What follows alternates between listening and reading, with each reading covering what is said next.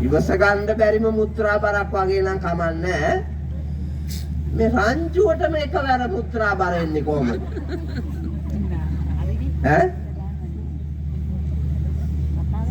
එහෙම එන්න බෑනේ.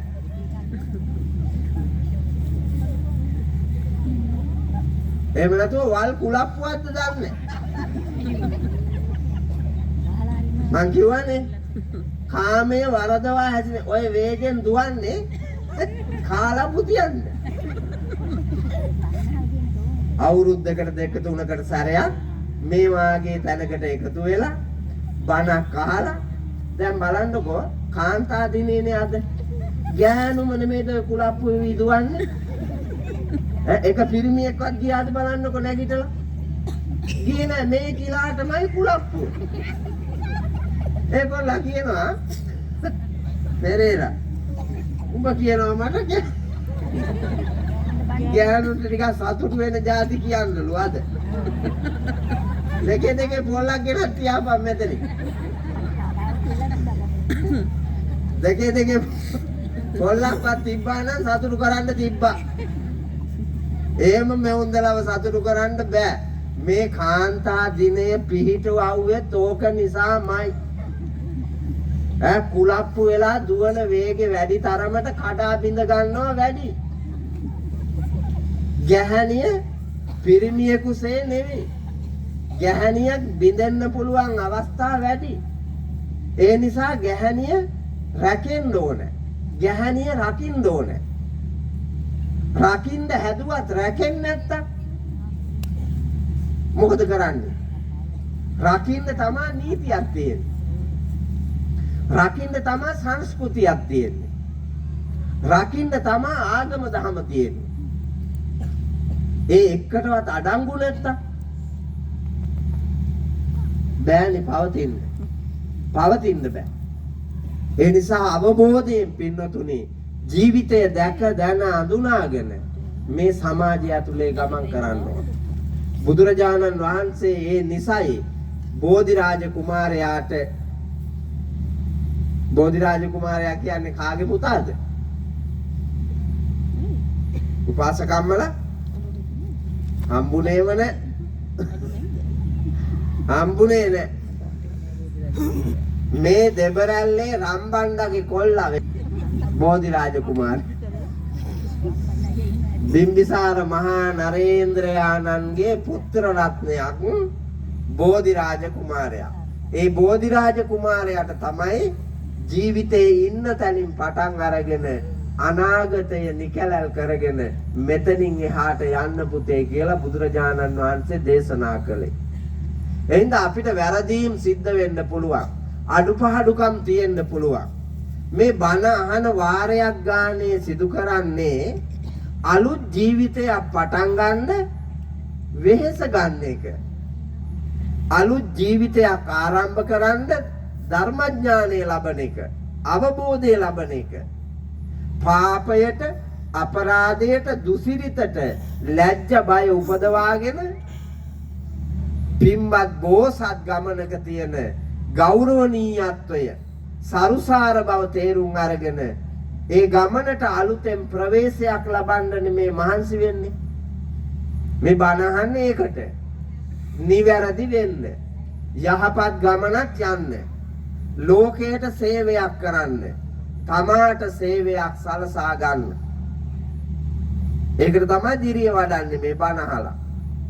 එහෙම නැතුව ඇඟ කහනවට නෙමෙයි මේ වියදම් කරලා තියෙන්නේ. මේ බාන්නකෝ මේ ලස්සන ධර්ම මණ්ඩපය නිර්මාණය කරලා තියෙන්නේ. අය එක සැරයක් නොවෙන්න අයින් වෙලා යන්න පුළුවන් තැනකින් අසුන් ගන්න ඕනේ. වාඩි වෙන්න ඕනේ.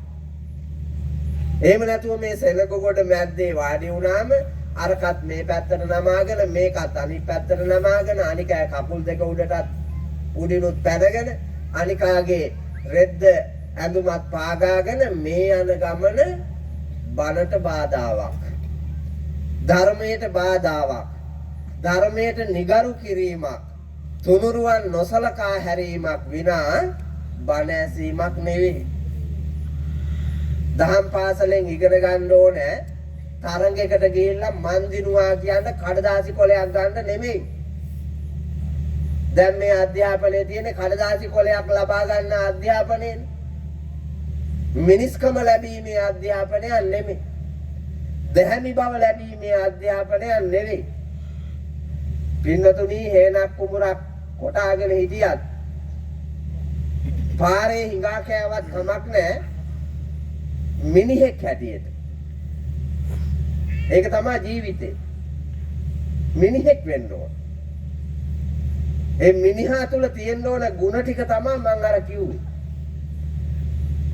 මහා ලොකු සිංහාසනාරූඪව මහා නිලයක් දරාගෙන ලොකු වැටුපක් අරගෙන රාජකීයත්වයෙන් මිනිස්සු ඉන්නවා වාගේ තිබ්බට එවුන් පල් හොරුනේ. එහෙම ඉන්න ගොඩක් එවුන් පල් හොරු. රෙද්දෙන් වැහිලා නිල ඇඳුමෙන් වැහිලා තමන්ගේ භූමිකාවට වැහිලා අපරාධ කරන තරමක් කරන්නේ ඒ අයනේ නේද? ඒ අය නේද? ඔව් වනාපල්ලා ඔළුව ගල් ගැහිලා තියෙන්නේ. ඇත්ත ඉදිරියේ නමන්න ඕන තමයි ඔළුව. ඒක තමයි ඇත්ත. එහෙනම් සැබෑ මිනිසකු නිර්මාණය කිරීම සඳහා අද දවසේ මේ උතුම් දහම් දේශනාව ඔබට මට අපට හැම දිනාටම පාඩමක් කොටගෙන ජීවිතේ දකින්න තනන්න මහන්සි ගන්න. මේ ඇහෙන බණ පදයක් පාසාම හිත යොමු කරන්න. මතකයේ රඳවා ගන්න මහන්සි ගන්න. මතකයේ රඳවාගත් ධර්ම කාරණා අනුව මේ මොහොතේ සිට ක්‍රියාත්මක වෙන්න මහන්සි ගන්න. ලස්සන මිනිහෙක් හැදෙනවා. පුතේ මම මේ පැවිදි වෙලා ඉන්නේ දහම් පාසලෙන් මම ලබාගත් ආభాසයෙන්. මම මේ පැවිද්දේ ඉන්නේ දහම් පාසලෙන් ලබාගත් ආభాසයෙන්. මම ලෝකේ වටේම ගිහිල්ලා ගෞරවයක් ලබා ගත්තේ දහම් පාසලෙන් ලබාගත් ආభాසයෙන්. අපේ අම්මයි අප්පච්චි දෙන්න කොච්චර ප්‍රාථමික දිලිඳු දුප්පත් ජීවිතයක් ගෙවුවත් එක ඉරිදාවක් නෑර අපිව දහම් පාසල් යවුවා. ටික දෙනෙක් නෙමෙයි. අපේ ගෙදර 10ක් 10න් 6 දෙනෙක්ම යවුවා. අවම වශයෙන් 6ක්වත් ඉස්කෝලේ යනවා. පෙලින් පෙලට.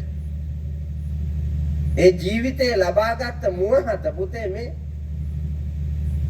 මේ දෙබරැල්ල ඓතිහාසික බෝධිරුක්කාරාම විහාරීය පරිසරයට යාබදව විහාරයෙන්ම පූජා කොට නිර්මාණය කරන ලද කනිෂ්ඨ විද්‍යාලීය ක්‍රීඩාංගණයේ මනරම්ම කරවා ඇති මේ ධම්සභා මණ්ඩපයේ ධර්ම සිංහාසනාරූඪ වන්නට මට වරම පින දහම් පාසලමයි ත්‍යාග කළේ. ඒක වටිනා එකක්. නමුත් අපි ඒක නොවටිනා තැනක් හැටියට දැකලා තියෙනවා.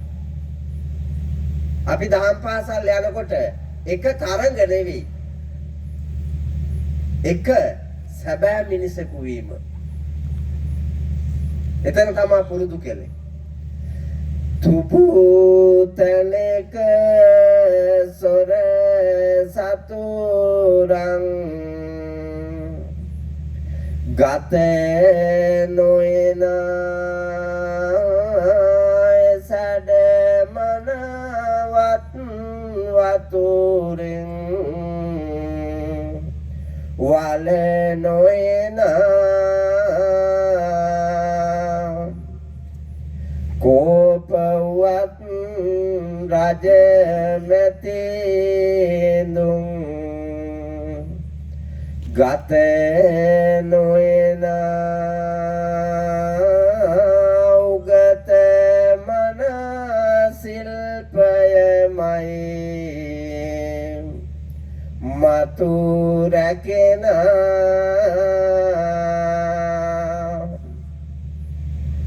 මේ භෞතික ලෝකයේ තියෙන සියලුම දේ ගඟදිය ගැලුවොත් ගහගෙන යනවා. ගින්නක් ආවොත් පිච්චිලා යනවා. සොරුන් ආවොත් හොරකම් කරගෙන යනවා. සතුරෝ ආවොත් විනාශ කරලා දානවා. රජවරු, මැතිවරු, ඇමතිවරු මෝඩයෝ හැටියට අධාර්මිකව රාජසන්ත කරලා පැහැර ගන්නට පුළුවන්කම තියෙනවා. ඒ මොකෙකුටවත් ගන්නත් බැරි, මොකකටවත් විනාශ වෙන්නේ නැති මිනිහෙක් සතු කරගත හැකි එකම වස්තුව මොකක්ද? මොකක්ද එකම වස්තුව?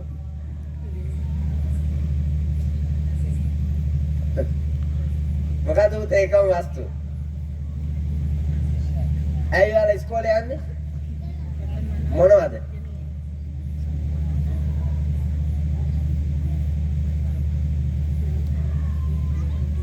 මොනවා ඉගෙන ගන්නද යන්නේ? ඕක තමයි වැඩේ.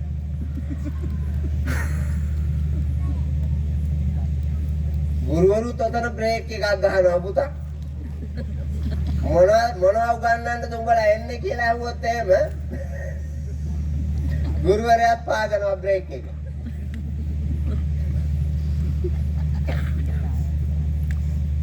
ඉගෙන ගන්න එන්නේ ශිල්ප ශාස්ත්‍ර. ඉගෙන ගන්න ඉස්කෝලේට යන්නේ ශිල්ප ශාස්ත්‍ර හදාරන්න. දැන් තියෙන්නේ ඉස්කෝලේ ශාස්ත්‍ර විතරයි, ශිල්ප නෑ. නෑ. මේ ඉස්කෝලේ අතු ගන්න අම්මලා තාත්තලා එනවද? එනවා. එනවා නම් විදුහල්පති කවුරු වුණත්, ගුරු මණ්ඩලයේ කවුරු වුණත් ඒ ශිල්පය ළමයාට දෙන්න ඕනේ ඉස්කෝලේ. අම්මයි තාත්තයි ඉස්කෝලේ අතු ගන්න එන්න නම් අහවල් එක්කටද ඉස්කෝලේ එන්නේ? අපි ඉස්කෝලේ යනකොට ඉස්කෝලේ අතු ගෑවේ අපිනේ. ඉඳලා තිබ්බෙත් නෑ. කොස්ස තිබ්බෙත් නෑ. තිබ්බේ ඉලපතයි බෝල්ලත්තයි. බෝල්ලත්තෙන් අතු ගාලා ඉලපතෙන් අතු ගාලා රොඩු ටික එකතු කරලා විසික්කේ අපි. මල් පැල හිටෙව්වෙත් අපි, වතුර දැම්මෙත් අපි. සෙල්ලම්ගේ ඇදුවෙත් අපි, සෙල්ලම් කෙරුවෙත් අපි. ඉස්කෝලේ වටේට වැට ගැහුවෙත් අපි. කළු ලෑල්ල කළු කෙරුවෙත් අපි. කළු ලෑල්ල කළු කරන්න ඕන අමුද්‍රව්‍ය හෙව්වෙත් අපි. එන්න අපේ ලෝකේ හරි පිරිපු. මේ වගේ අමන එකක් නෙවෙයි. ශාස්ත්‍ර කියලා කියන්නේ පුතේ විෂය දැනුම. ශාස්ත්‍ර කියන්නේ ඔබ ඔය ළමයින්ට උගන්වන විෂය තියෙනවානේ. ඒ විෂයේ සරල දහස් ගානකින් එක කොටසක් විතරක් උගන්වනවා. ශාස්ත්‍රීය. ශිල්පන වැඩ දන්නවද? මොකක්වත් වැඩක් දන්නේ. අපි චූටි කාලේ මේ වාගේ වයසේ ඉඳලා අපෙන් වැඩ ගත්තා. අම්මයි තාත්තයි. ඉස්කෝලේදී ගුරුවරුන් අපෙන් වැඩ ගත්තා. ඇයි? වැඩ පුරුදු වෙන්න වැඩ කරන්න එපා. වැඩ පුරුදු වෙන්න වැඩ කරන්න ඕනේ. දැන් යුද්ධ හමුදාවට ගියපුවාම පෙරේලා යුද්ධ හමුදාවට යන සොල්දාදුව අරන් ගිහිල්ලා සොල්දාදුව තියාගෙන පිටදනියේ පුහුණු වෙච්ච උ වෙඩි තියනවද? පුහුණු වෙච්ච උ මොම් බලාගනියව කියලා වෙඩි තියනවා පුහුණු වෙලා ඉන්නේ. ඒගොල්ලෝ අරුන්ට තුවක්කුව දීලා කියන හා දැන් යමු. එහෙම ගොම් 70ක් හදන මේ වර්තමාන අධ්‍යාපනයේ විදුහල්පතිට තේරෙන්නේ නැහැ, ගුරු මණ්ඩලයට තේරෙන්නේ නැහැ, ගෙදර ඉන්න අම්මටයි අප්පටයි තේරෙන්නේ නැහැ. ළමයි ඉතින් මොකද කරන්නේ? ළමයින්ට කරන්න දෙයක් නැහැ. එවුන්ට පෙන්වන ලෝකේ එවුන් ඇවිදිනවා. වැඩි හිටියන්ට පිස්සු නැතින්නේ. උම්මත්තක භාවය. බුදුහාඳුර අනුදැන වදාලා සබ්බේ පුතජන උම්මත්තක. කෙලස් වැඩි වෙන්න කෙලස් බර ඔක්කොටම පිස්සු කිව්වා. ඇත්තටම පිස්සුනේ. මට ඇහිලා තියෙනවා සමහර ගෙවල් වල ගෑණි කියනවා කේන්ති කියපු ගමන් තමුසට පිස්සුද කොහෙද ආයිසේ? දැන් මිනිහට බයිනවා මිනිහට පිස්සුලු. මිනිහට කේන්ති ගියාම ගෑණිට බයිනවා මේ ගෑණිට නම් පිස්සු තියෙන්නේ. දෙමව්පියන්ට කේන්ති ගියාම ළමයින්ට බයිනවා මේ ළමයි තමුසලාට පිස්සුද? මේ ඔක්කොම කරන්න ඕනේ හම්බෙන්නේ මේ පුංචි තුට්ටු දෙකේ. ඒක තේරුම් ගන්නවල. අපිට සීමාවක් තියෙනවනේ. එතකොට ප්‍රතිඋත්තරයක් හම්බ වෙනවා දරුවන්ගෙන් අම්මටයි අප්පච්චිටයි පිස්සුද කොහෙද තියෙන්නේ? අපි පන්තියට ගියාම ඉස්කෝලේට ගියාම සමාජයට ගියාම අපිට දන්නේ ඒකේ ඇති. දැන් බලන්නකෝ අම්මා කියනවා තාත්තට පිස්සු කියලා තාත්තා කියනවා අම්මට පිස්සු කියලා දෙමව්පියෝ කියනවා දරුවන්ට පිස්සු කියලා දරුවෝ කියනවා දෙමව්පියන්ට පිස්සු කියලා. ගැළපිලා නැහැනේ. ගැළපිලා නැහැ. එකෙකුට එකෙක්. එයින් එක පිස්සන් කොටුවක් තමයි. හැමෝටම පේන්නේ අරකට පිස්සු වාගේ මේකට පිස්සු වාගේ. ඒක පිස්සන් කොටුවක්. මේ සමාජය දිහා බලාගෙන ඉන්නකොට සමාජය දිහා බලාගෙන ඉන්නකොට පේන්නේත් එහෙම. හේතුව සංස්කෘතියට ගැලපෙන්නේ නැහැ. ජාතිකත්වයට ගැලපෙන්නේ නැහැ. නීතියට ගැලපෙන්නේ නැහැ. අපේ ග්‍රාමීය පරිසරයක උවද අභිචාර විධික්‍රමයක් තියෙනවා සමාජයේ ඒකට ගැලපෙන්නේත් නැහැ. ඒ නොගැලපී යන ගමනේ හැමෝටම පේන්නේ අනිකාට පිස්සු වාගේ. ඒ තමයි කෙලෙස්. ඒ තමයි පාපය. ඒකෙන් අත මිදිලා සියල්ල ගලපාගෙන මේ ජීවන ගමනේ සරුසාර මිනිසෙකු වීම සඳහා පින්වතුනි ධර්මඥාණයෙන් කටයුතු කරන්න මේ ධර්මය අවබෝධ කරගන්න මහන්සි ගන්න. ඒකට තමයි මේ උත්සාහය. ගමේ යම් පිරිසක් එකතු වෙලා මේ සංකල්පය තමා තුළ ඇති කරගෙන අපේ පෙරේරා මල්ලිත් එක්ක සාකච්ඡා කරලා පෙරේරා මගේ දීර්ඝ කාලීන කල්යාණ මිත්‍රයෙක්. ඒ නිසා එයාගේ මාර්ගයෙන් මේ දිනේ වෙන් කරගෙන ග්‍රාම වාසී නිගම වාසී ප්‍රදේශ වාසී සත්පුරුෂ දානපති අංගයේද පූර්ණ කැපකිරීමෙන් ගෞරවනීය බෝධිරුක්කාරාම විහාරීය නායක හාමුදුරුවන් වහන්සේ ඉස්කෝලේ හාමුදුරුවන් වහන්සේ ඇතුළු ස්වාමීන්ද්‍රයාණන් වහන්සේලාගේ අවවාද අනුශාසනා ලැබමින් සම්පත්දායකයන්ගේද සහයෝගය ලැබමින් අද දවසේ මේ මහා ධර්ම දානමය පින්කම සිදු කරනු ලබන්නේ මානව දයාවෙන්මයි. එයින්දා ඒ කළ කැපකිරීමෙන් ප්‍රතිඵල ලබාගෙන අසුතං සුනාති සුතං පරියෝදපේති කංකම් විතරති දිට්ඨි මුජුං කරෝති චිත්ත මස්ස පසීදති කියන ජීවිතයට ලැබෙන ලාභ ටික ලබන්න මහන්සි ගන්න. නොඇසූ දේ අහන්න හම්බ වෙනවා. මම අද කියනවා ඔබ නොඇසූ දේවල්. සුතං පරියෝදපේති භාගයට දන්නේවා සම්පූර්ණ වෙනවා. මම මේක කියන්නද?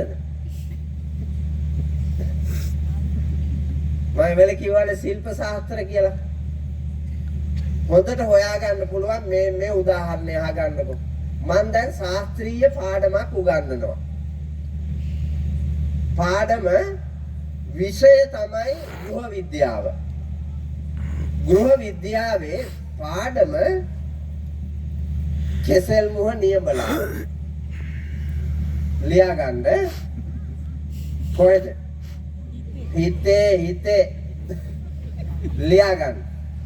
කෙසෙල් මුහයක් ගෙන පැහුණු කොළපු ටික ගලවා ඉවත් කර ලා කොළපු සහිත කෙසෙල් මුහය හොඳින් කැපෙන පිහියකින් කැත්තකින් සිහිම්ව ලියා ගන්න. සිහිම්වට ලියාගත් කෙසෙල් මුව ලුණු වතුර භාජනයක දමා මද වේලාවක් තබන්න.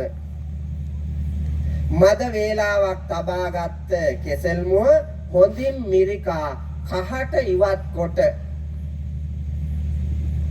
කෙසෙල් මුව ටික පිරිසුදු බඳුනමකට දමා ගන්න. එයට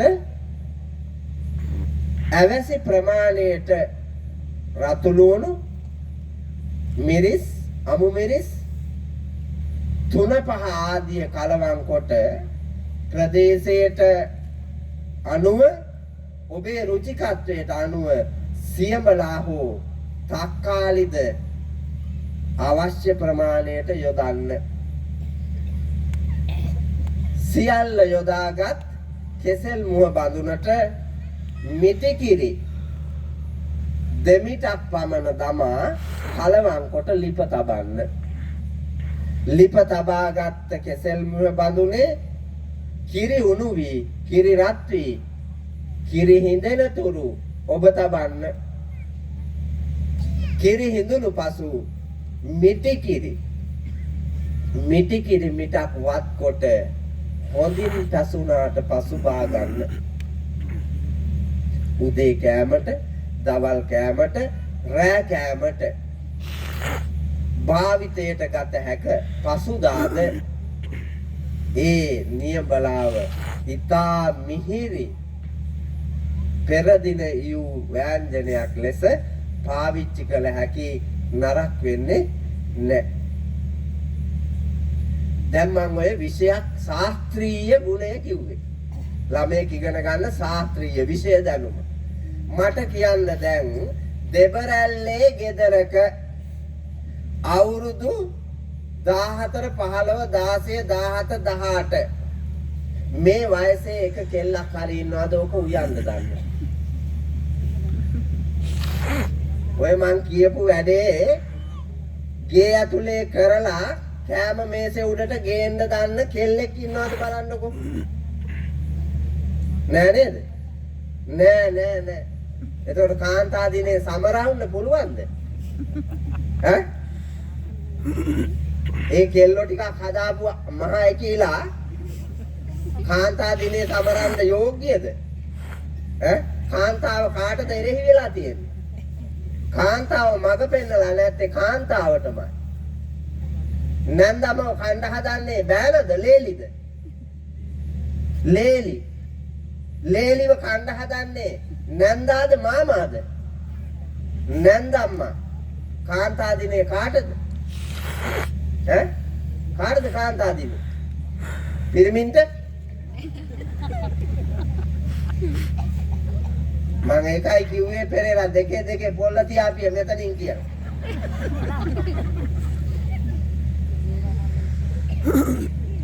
මේ ඊයේ පෙරේදා හැම එකක් වුණා. වැඩ කරගෙන කන්න තිබ්බ එකම අක්කරයයි තිබ්බ කුඹුර. ඒක ගෑණිගේ නමට ඔප්පුව තියෙන.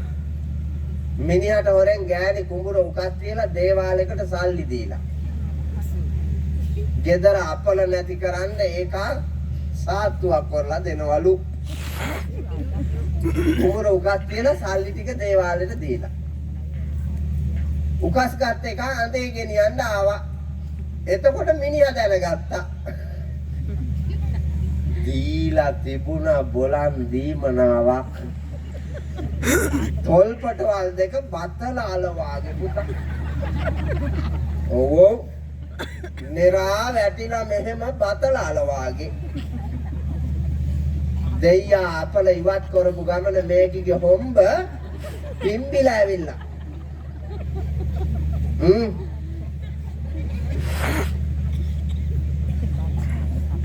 කාන්තා දින සැමරුම වෙලාවේ මම මේවා කිව්වේ ඇයි දන්නවද? මෙන්න මේ වාගේ අඥානවන්ත අදූරදර්ශී කාන්තා සමාජයක් තියෙනවා. ඒක කිව්වහම කාගම හාමුදුරුවෝ බැන්නා කියලා කියනවා. මම බැන්නා. නමුත් අර කාරකගේ හොම්බ තැළුවා. මං කියපු එක ඇහුවා නම් හොම්බකට තලා ගන්න නැතුව ඉන්න තිබ්බා. Tamanගේ භූමිකාව අවබෝධයෙන් ගෙවන්න දෙපේ. ඒ හින්දා මේ භාගෙට දන්නා ලෝකය පූර්ණ කරලා ඉගෙන ගන්න. ගැහණු වෙන්නත් පුළුවන්, පිරිමි වෙන්නත් පුළුවන්. ලාමක ලපටි ලදරු වෙන්නත් පුළුවන්, ගැටවර වෙන්න පුළුවන්, තරුණ වෙන්න පුළුවන්, මැදියම් වෙන්න පුළුවන්, නාකි වෙන්න පුළුවන්. ඔබේ ජීවිතේ දැන් තියෙන තැන සිට බලා අඩුපාඩු තියෙන ඒවා මකාගෙන නිවැරදි ගමනක් යන්න සුතම් පරියෝදපේති භාගයට දන්නේවා මකා ගන්න පුළුවන් බණ ඇහුවාම පූර්ණ කරගත්ත හැකි. කංකම් විතරති සැක නැති කරගෙන විශ්වසනීයත්වයක් ගොඩනගා ගත්ත හැකි. ලෝකය පිළිබඳව විශ්වසනීයත්වයක්. එක තමන්ගේ ආත්ම විශ්වාසය ගොඩනගා ගන්න ඕනේ. තමා පිළිබඳව තමාට විශ්වාසයක් තියෙන්න ඕනේ. මට දිනන්න පුළුවන්. මට මේ ලෝකේ දිනන්න පුළුවන්, ජය ගන්න පුළුවන්. මට ඉගෙන ගන්න පුළුවන්. මට ලියන්න පුළුවන්. මට දුවන්න පුළුවන්, පනින්න පුළුවන්, මට ගොවිතැන් කරන්න පුළුවන්. මෙහෙම තමා තුලම පෞරුෂයක් හදාගෙන ආත්ම විශ්වාසය ගොඩනගාගෙන තමාහා බැඳුණු ලෝකය පිළිබඳව අවබෝධයෙන් විශ්වසනීයත්වයෙන් තබා ගැනීමට හැකි බුද්ධිය ලැබෙනවා. බණ ඇහුවාම විශ්වාසා පරමාඥාති තුනුරුවන් හොඳම නෑයා කරගෙන ළඟ අහල පහල ඉන්න සියලු දෙනාද නෑයෝ කොට සොඳුරු ගමනක් යන්න විශ්වසනීයත්වය ගොඩ නැගෙනවා. 4 දිට්ඨි මුජුං කරෝති ඍජු දැක්මක් ලැබෙනවා. මිත්‍යා දෘෂ්ටිය නැති වෙනවා. මොකද්ද මිත්‍යා දෘෂ්ටිය කියන්නේ? මොකද්ද පුතේ මිත්‍යා දෘෂ්ටිය? මොනවද පුතේ? මිත්‍යා දෘෂ්ටිය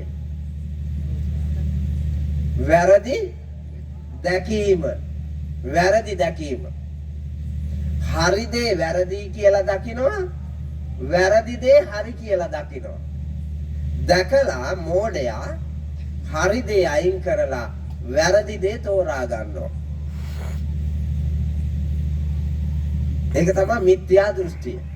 දැන් පුතේ මම මේ ප්‍රශ්නයක් අහන්නම්කෝ.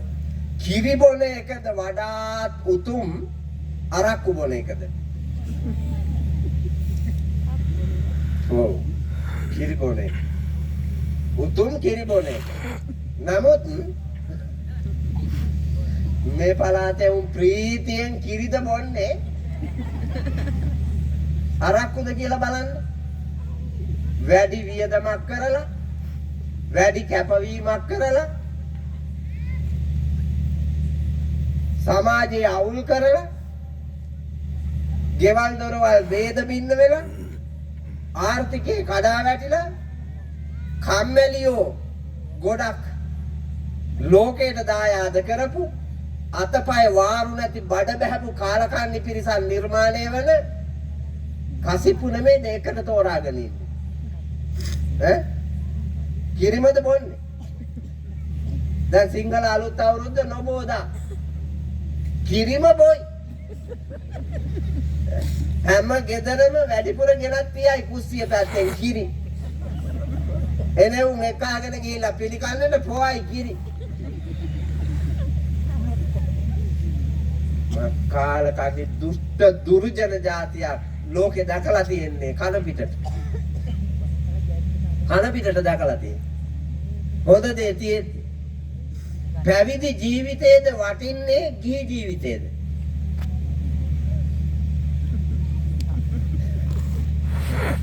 පැවිදි ජීවිතේ. හැබැයි බෝධිරුක්කාරාමයටම ඉන්නේ අපේ නායක හාමුදුරුවෝ ඉස්කෝලේ හාමුදුරුවෝ විතරයි. ඉස්කෝලේ හාමුදුරුවෝ ඉස්කෝලේ ගියපුවාම අනේ මේ හාමුදුරුවෝ යන්නත් බෑ එන්නත් බෑ අමාරුවෙන් දැන් ජීවිතේ ගෙවන්නේ. අර එන දායකයෝ සියලු දෙනාගේම කාර්යභාරය මුන්වහන්සේ උඩනේ. අදකද උපසම්පදා වෙලා තියෙන්නේ 80ද කොහෙද? උපසම්පදා වෙලාම කොච්චර කාලද බලන්නකො. මහානකමට එහා තව යන්නේ පැයි සාමණේර කාලේ. අවුරුදු 60ක් විතර ආපු ජීවිත ගමනේ උන්වහන්සේගේ හැන්දෑ කාලේවත් විවේකයක් ගන්න මේ වෙලාවේ ඉන්න ඕනේ නේද පන්සලේ ගැටවර ස්වාමින් වහන්සේලා. පුංචි ස්වාමින් වහන්සේලා. තලත් ඈනි වයසේ ස්වාමින් වහන්සේලා. කෝ දෙබරැල්ලේ ජිනානන්ද කියලා කෝ ඉන්නවද දෙබරැල්ලේ ජිනානන්දලා? ඔයාලලන්න වෙයි මේ කියලා. ඔව් ළමේ දෙයිද? සාසනයට කියලා. දුන්නා හඳුන්නේ උන්ට පුලප්පු හැදිලා සිවුරු හැරලා ආවනේ.